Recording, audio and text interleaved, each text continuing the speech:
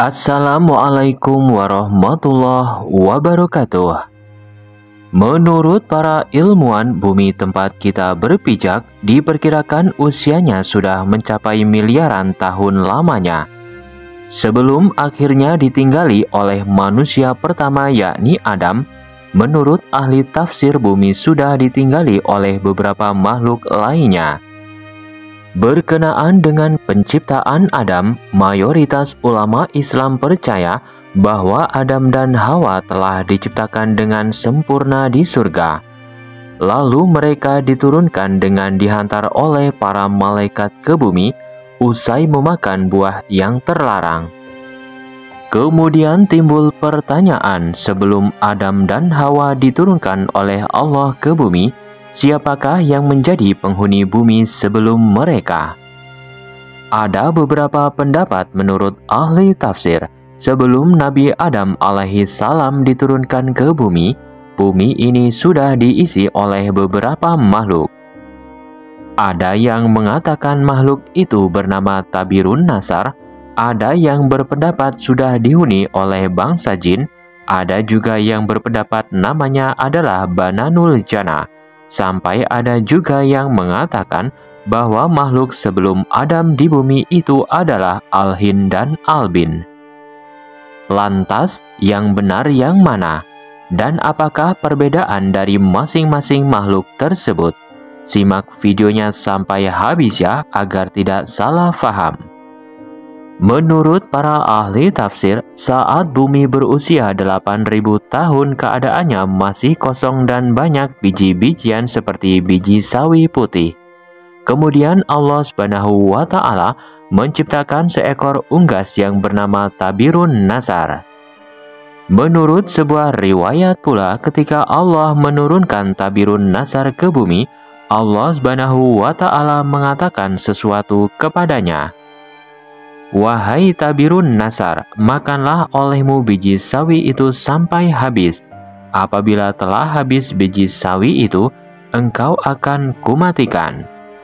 Hal ini diperkuat oleh perkataan para ahli yang meyakini bahwa di saat bumi berumur 8.000 tahun dan keadaan masih kosong, saat itu sudah banyak biji sawi putih. Maka Allah Subhanahu wa Ta'ala menciptakan seekor unggas dengan nama Tabirun Nasar tersebut. Maka unggas Tabirun Nasar memakan biji sawi tersebut, namun pola dan jangka waktu yang berbeda. Pertama, Tabirun Nasar memakan biji sawi 1 butir per hari, kemudian semakin menipis, ia memakannya 1 biji per bulan. Takut akan kematian sampai-sampai ia memakannya 1 tahun sekali per butir.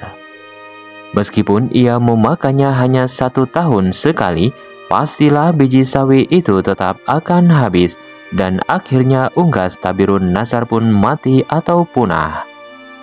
Setelah kematian Tabirun Nasar tersebut, Allah Subhanahu wa Ta'ala menciptakan makhluk lainnya untuk menghuni bumi, yaitu 70 makhluk berjenis kelamin laki-laki, namun tidak semuanya langsung Allah ciptakan.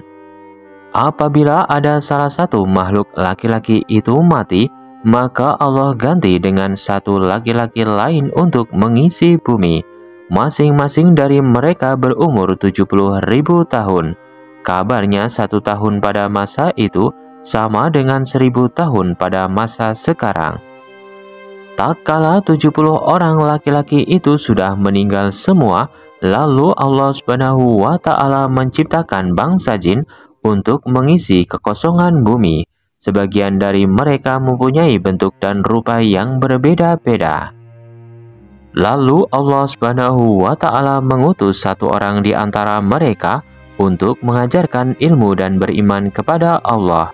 Namun golongan jin tidak mau menerima dan mendustakan ajaran tersebut, dan Allah pun mematikan para jin itu, seperti halnya Tabirun Nasar yang sudah mati terlebih dahulu.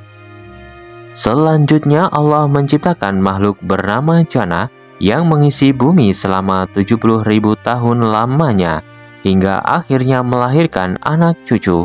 Kemudian Jannah merasa sombong dan kufur, maka Allah Subhanahu wa Ta'ala mematikan makhluk yang bernama Jannah tersebut. Kemudian sebagai pengganti jana, maka Allah menciptakan makhluk yang bernama Banul Jana atau Bananul Jana.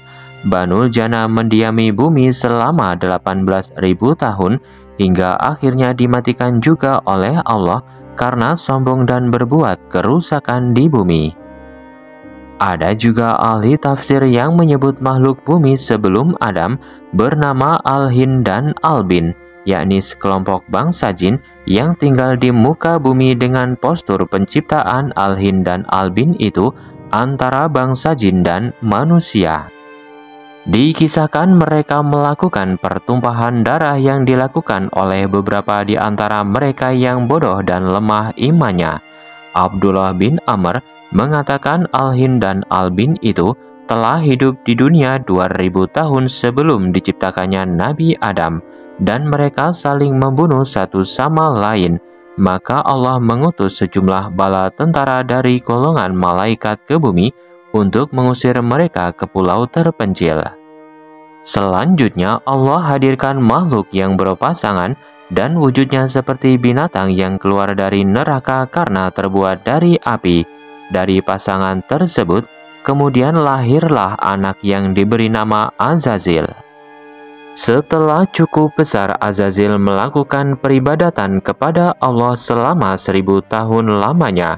Kemudian Allah mengangkat Azazil ke langit pertama. Di langit yang pertama itu, Azazil pun tekun beribadah. Maka Allah menganugerahkan kepadanya sayap untuk bisa terbang. Kemudian Allah menyuruhnya untuk tinggal di langit kedua seraya beribadah selama 1000 tahun. Singkat cerita, tiap-tiap lapisan langit ia tempati untuk melakukan peribadatan kepada Allah. Inilah penghuni bumi sebelum Nabi Adam alaihissalam menurut kebanyakan ulama. Saat Azazil diangkat ke langit, di situ pula Allah menciptakan makhluk yaitu jana yang berasal dari bangsa jin. Sementara itu di atas langit, Azazil dan para malaikat masih khusyuk beribadah kepada Allah. Namun setelah beribadah ribuan tahun dan tinggal di langit, Azazil justru menentang perintah Allah Subhanahu wa Ta'ala untuk sujud kepada Nabi Adam. Kesombongan Azazil kepada Allah Subhanahu wa Ta'ala yaitu ia mengatakan lebih kuat dan mulia karena diciptakan dari api, sedangkan Adam hanya diciptakan dari saripati tanah atau tanah liat. Singkat cerita, setelah mendengar pengakuan Azazil, Allah Subhanahu wa Ta'ala murka dan melaknat Azazil menjadi iblis. Atas keangkuhan dan kekufurannya, ia diturunkan ke dunia untuk menggoda anak Adam. Itulah tadi kisah singkat Tabirun Nasar dan beberapa makhluk lainnya yang diciptakan oleh Allah Subhanahu wa Ta'ala untuk menghuni bumi. Namun kebenarannya hanya Allah Subhanahu wa Ta'ala yang mengetahui. Sebagai manusia yang berakal dan beriman, kita hanya bisa mengambil pengetahuan dan hikmahnya saja untuk dijadikan pelajaran.